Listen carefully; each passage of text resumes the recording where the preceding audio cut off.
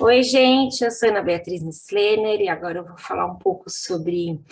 o papel do Brasil nas mudanças climáticas em âmbito de políticas públicas, trazendo um pouco sobre o Plano Nacional de Adaptação às Mudanças Climáticas no nosso território, né? Então, eu vou falar um pouco sobre o dióxido de carbono, vou fazer uma comparação internacional e depois vou falar um pouco dos conceitos do que seria uma política de adaptação, os riscos que o país corre e finalmente vou trazer alguns aspectos assim mais de política pública mesmo, os planos de adaptação e o nosso contexto histórico como país frente a uma ação para lutar contra as mudanças climáticas, né? Então, aqui eu trago uns dados de comparação que eu peguei do Banco Mundial, né, de 2012 e até 2015, mas a gente consegue ver aqui que o Brasil, em comparação com a Índia, China, União Europeia, Alemanha e os Estados Unidos, eu fiz essa escolha para trazer, né, as grandes potências e também os países mais populosos, para a gente ter uma ideia em comparação como que é a nossa performance, né? Então, o Brasil, ele é o que mais consome energia renovável, seguido da Índia, né? Então, os países menos desenvolvidos são aqueles que mais consomem energia renovável e também um dos que menos emitem, né? Com exceção que a Índia, que ela acaba emitindo mais dióxido de carbono total, e o Brasil é o que menos emite em comparação com todos eles, apesar da nossa dimensão territorial e da nossa população, né? Então, a gente ficou entre o quarto país mais populoso do mundo, agora estamos em sexto, uma variação bem pequena, mas nós somos um dos países mais populosos do mundo, né? Em área de floresta, nós temos 60% do nosso território como área de floresta natural, né, nos nossos diferentes biomas, e nós temos, no entanto, em relação à emissão per capita, esse nosso índice ele acaba ultrapassando o da Índia. Isso é normal, porque quanto mais desenvolvido que a gente está, quanto mais desenvolvido um país, ele acaba emitindo mais dióxido de carbono por pessoa, porque as pessoas acessam a mais equipamentos, elas aumentam o poder de compra delas, fazem melhorias e consomem mais energia, né? O consumo de energia está ligado ao padrão de vida e às questões econômicas familiares. No âmbito internacional, a gente consegue ver no mapa, né, onde estão as concentrações de florestas, e o Brasil tem 13% da área global de florestas, né, sendo que 30% é floresta tropical. Então, as florestas tropicais são aquelas que maiores capacidades de absorver o dióxido de carbono da atmosfera e armazená-las no solo, né? Então, essa capacidade delas faz com que elas sejam muito importantes na luta contra as mudanças climáticas e que sua preservação seja essencial, né? No entanto, há estudos atuais sobre a floresta amazônica, dizendo que ela está perdendo a capacidade de absorver dióxido de carbono frente à quantidade de dióxido de carbono que é emitido no desmatamento. Então, a agropecuária e o desmatamento emite mais do que a capacidade da floresta de absorver, né? São novas evidências que estão sendo estudadas atualmente. Em âmbito a relação do desenvolvimento econômico, esses índices eles são de 2014, então eles mudaram, a gente sabe que com a pandemia a gente teve um aumento no nosso índice de pobreza e também da fome, né? No entanto, a gente consegue ver assim, em todo o mundo, como é que o país, como que o Brasil acaba se colocando em relação ao índice de desenvolvimento humano, né? Então, nós somos quase um país desenvolvidos, nós estaríamos assim numa plataforma de uma classe média alta entre os países do mundo, né? Mas a gente consegue ver onde é que estão as maiores riquezas. A Argentina e o Chile, no entanto, eles já conseguem ser considerados como países com IDH mais alto do que o Brasil, né? apenas para visualização, as emissões de dióxido de carbono em âmbito global, e isso é importante a gente entender, né, quando nós temos aquela ideia da responsabilidade global, porém diferenciada. Então, os países que mais emitem, eles deveriam investir nos países que historicamente menos emitem dióxido de carbono, né, para ter uma ação global, no entanto, investimento justo também, né, já que a gente tem menor capacidade econômica. Em âmbito nacional, historicamente, o nosso maior emissor de dióxido de carbono foi o desmatamento das florestas, em específico o desmatamento da Amazônia, né? Ou seja, a mudança do uso do solo, tirando as florestas para o uso da agricultura. E, no entanto, a gente consegue ver que há um crescimento, né, energético aqui de emissões de CO2, energético embaixo aqui, e em cima agropastoril também, com o nosso modo de agricultura que é extensível. Além disso, a gestão dos resíduos também ela é importante, né, em relação às emissões de dióxido de carbono, assim também como as nossas atividades industriais, né? Se nós damos uma olhada na Amazônia especificamente, aqui a gente consegue ver a diferença, o avanço, né, da população em direção à Amazônia, que ela acaba entrando na Amazônia com as atividades, enfim, com a mudança do uso da terra, para as atividades agropastorios, também agricultura extensiva para exportação, mineração hidrelétrica e construção também de estradas. A gente consegue ver nesse gráfico aqui nossos índices de desmatamento e uma queda brusca a partir de 2004, né? Então, o Tratado de Kyoto, ele foi desenhado em 97, no entanto, o Brasil só ratificou mais tarde, onde ele começou a implementar, né, após a ratificação do protocolo de Kyoto, os planos de proteção à Amazônia, entre outros, que a gente vai ver ali mais para frente, mas a gente consegue ver que há uma queda brusca e a implementação dos planos aqui, né? Essa área aqui era uma estimativa e hoje em dia é possível que a gente consiga encontrar dados mais atualizados. Então, em relação ao nosso consumo de energia, né, o Brasil, historicamente, nós consumimos energia renovável em decorrência da nossa base energética ser hidráulica, no entanto, a gente corre o risco em ficar sem energia devido às estiagens, o impacto das mudanças climáticas, que é uma coisa que a gente está vivendo agora. Então, a gente consegue observar, né, que a maior parte da nossa energia ela é usada no sistema industrial e residencial e perdemos muito, né, e temos, assim, uma menor parcela nas outras fontes, no entanto, ainda com uma parcela eólica, né, e biomassa, que ainda compõem a questão do nosso consumo de energia renovável final, né. Em relação ao fornecimento doméstico de energia, então a gente estava falando da eletricidade, né, agora a gente está falando da energia, das combustões, a gente tem, a maior base derivada de petróleo, 40%, no entanto 15% da cana-de-açúcar, né, então o Brasil é pioneiro na produção de combustíveis renováveis, com o uso, por exemplo, de biodiesel, ou o próprio álcool do programa Proálcool, né? E outras parcelas aqui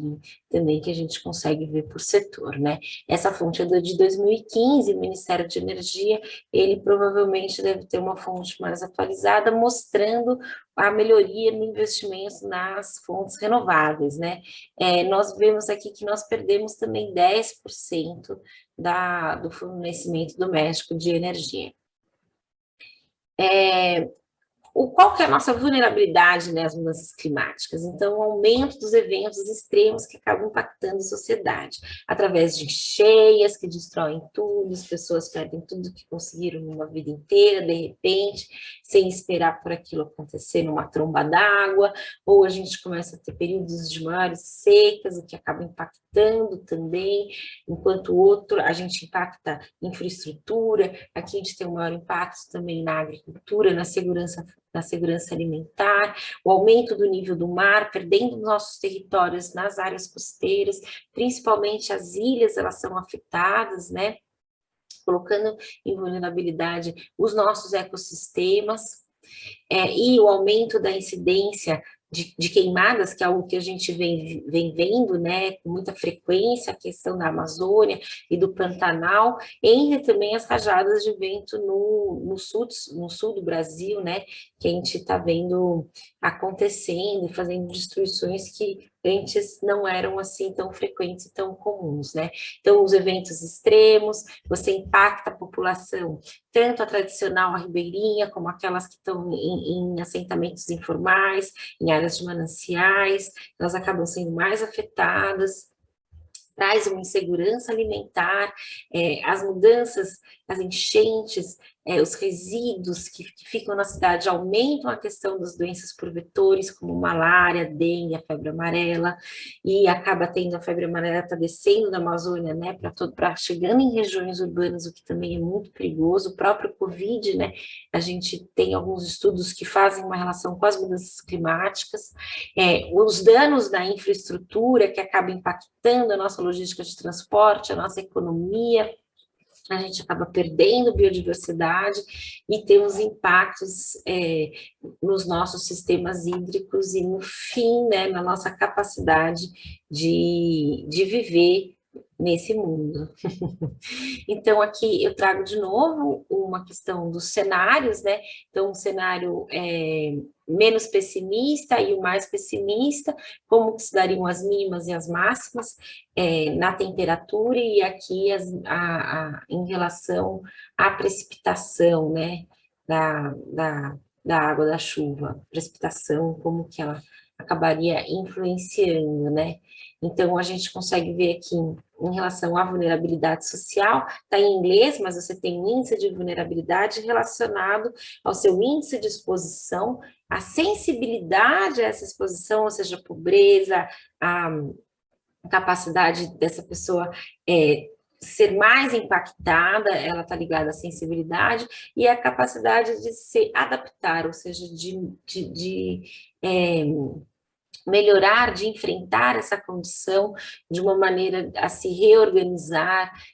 frente às mudanças climáticas, tanto, né, no cenário menos promissor e mais promissor. Então, aqui a gente continua vendo o impacto em relação às secas, né, e à segurança alimentar. Então, nós temos um problema já aqui nessa região de Minas, da Bahia, e que ele vai ficar cada vez pior com as mudanças climáticas, né. Então,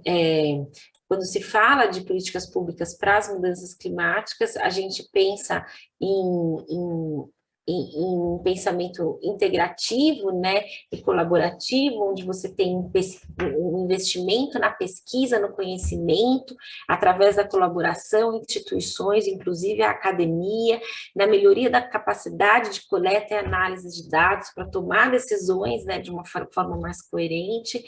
a cooperação internacional, então, ou seja, não só dentro do governo, mas também fora do governo, com outros países, o investimento no Brasil através do mecanismo de desenvolvimento limpo, transferência de tecnologia e conhecimento, além de fontes de financiamento internacionais, multilaterais e bilaterais, para que a gente consiga implementar e desenvolver atividades no nosso território, né? Não esquecendo da necessidade de participação civil para redução de pobreza,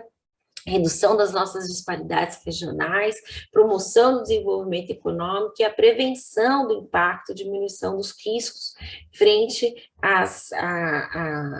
aos eventos extremos que venham a impactar, né, a nossa sociedade, nosso território. Então, para isso, a gente também tem que ter uma governança que ela é integrada, planos integrados, né, coordenação integrada, e a produção de legislação e de um aparato legal que nos dê suporte, tanto nos processos de planejamento territorial, como também na criação de fundos e investimento na adaptação e na mitigação frente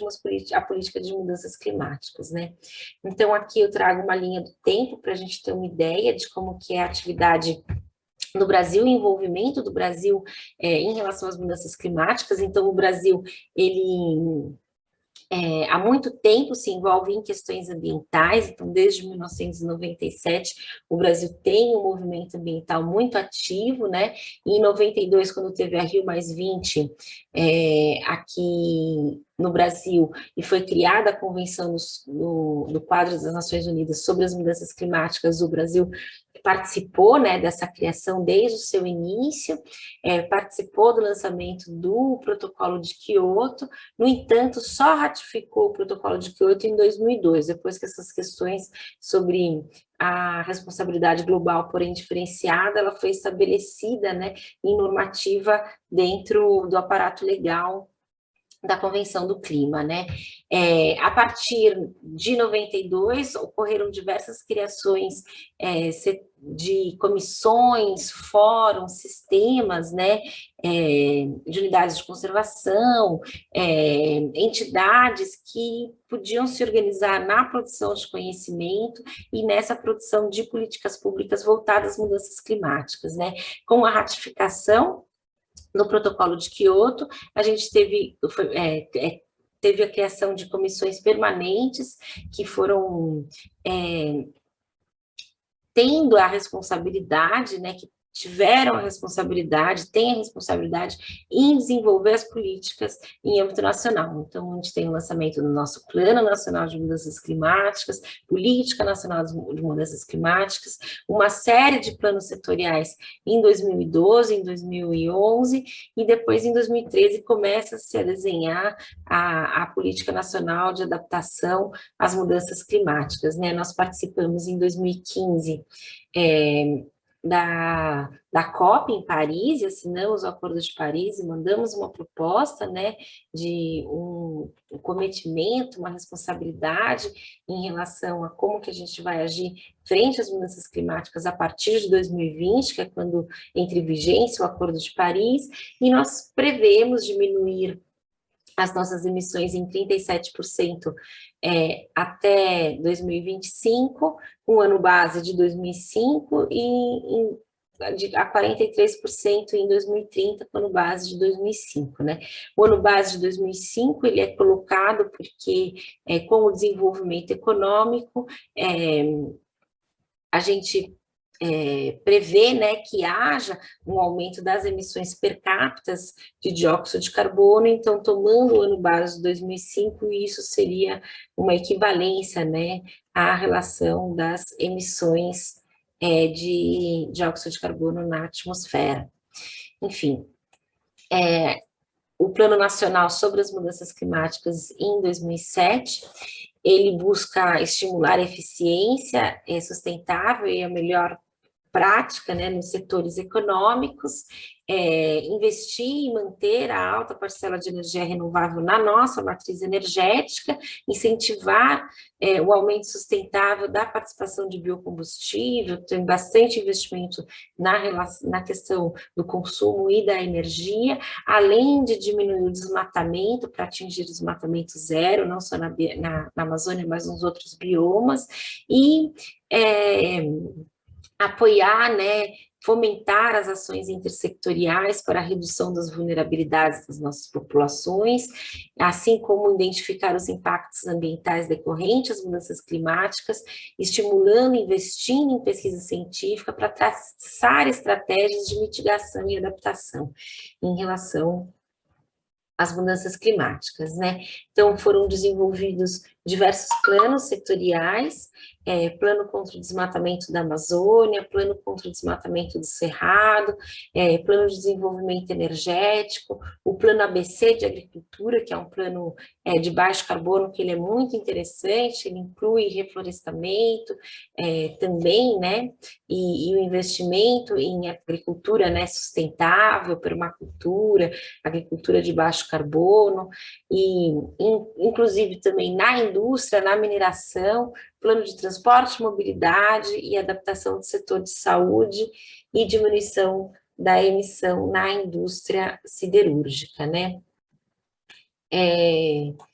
Em 2016 foi lançado o Plano Nacional de Adaptação às Mudanças Climáticas, que ele enfatiza a questão da coordenação intergovernamental, do impacto intersetorial, então ter uma abordagem setorial, temática e territorial, numa abrangência social, cultural, econômica e regional, para trazer tantos benefícios entre a adaptação e a mitigação, né? Incorporando a adaptação à mudança do clima, a mudança do clima no planejamento governamental, embasamento das ações de adaptação nos conhecimentos científicos, técnicos e o conhecimento tradicional, ou seja, ele traz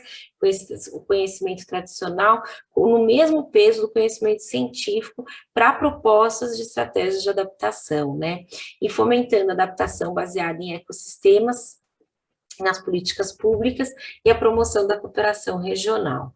Os objetivos específicos, eles são orientar e ampliar e disseminar o conhecimento científico técnico tradicional, apoiando na produção, gestão e disseminação de informação do risco climático, ou seja, né, informar as pessoas sobre o risco e quais são as medidas que a gente pode tomar para ela, inclusive capacitar o governo e a sociedade civil para conseguir tomar uma ação frente aos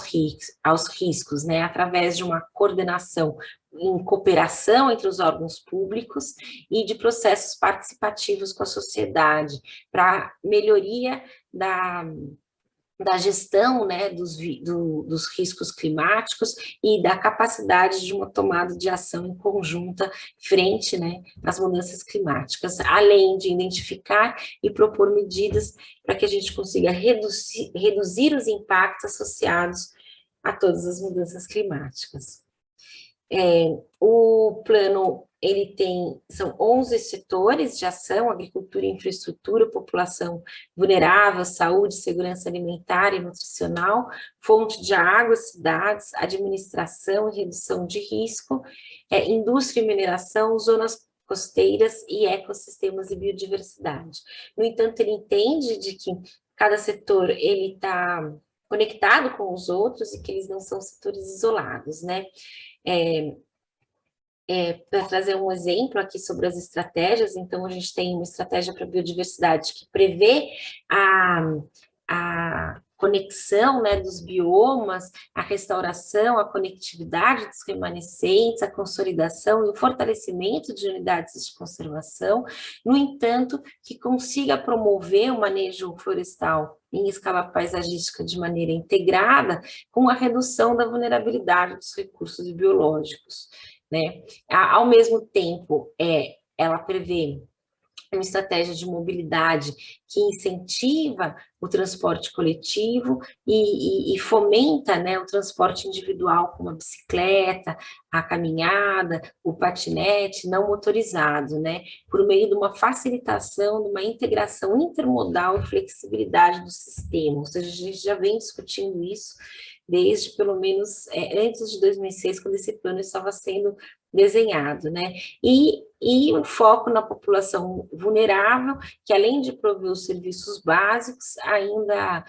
promove, né, o desenvolvimento econômico sustentável, a geração de renda e garante o direito das comunidades tradicionais ocuparem onde elas tradicionalmente ocupavam e terem acesso ao uso sustentável dos recursos naturais, colaborando, assim, com a conservação ambiental e a promoção dos direitos humanos para essas comunidades extrativistas e ribeirinhas, ou seja, ao invés de retirar as comunidades, como historicamente a conservação do meio ambiente, ela se deu, né, nos modelos que seguiram os modelos norte-americanos do Parque do Yellowstone, o plano de adaptação prevê a inclusão dessas comunidades no planejamento e na ocupação dos seus territórios, né? Enfim, no site do Ministério do Meio Ambiente está disponível todas as estratégias que foram feitas de maneira setorial. Então, cada uma dessas estratégias, ela tem uma análise de risco, uma análise de proposta e uma análise de ação, né? É importante a gente saber o que é que o Brasil tem como política pública, porque se ela não foi mudada, ela normalmente tem um tempo de vigência, então a gente consegue saber quais são os caminhos de investimento, qual é o caminho que o país vai tomar, porque políticas, planos e ações públicas no planejamento do território, elas são leis. Então, a não ser que elas sejam mudadas, elas vão continuar sendo o que direciona, né, o caminho, o desenvolvimento que o país vai acabar tomando. Então, eu convido vocês para conhecerem.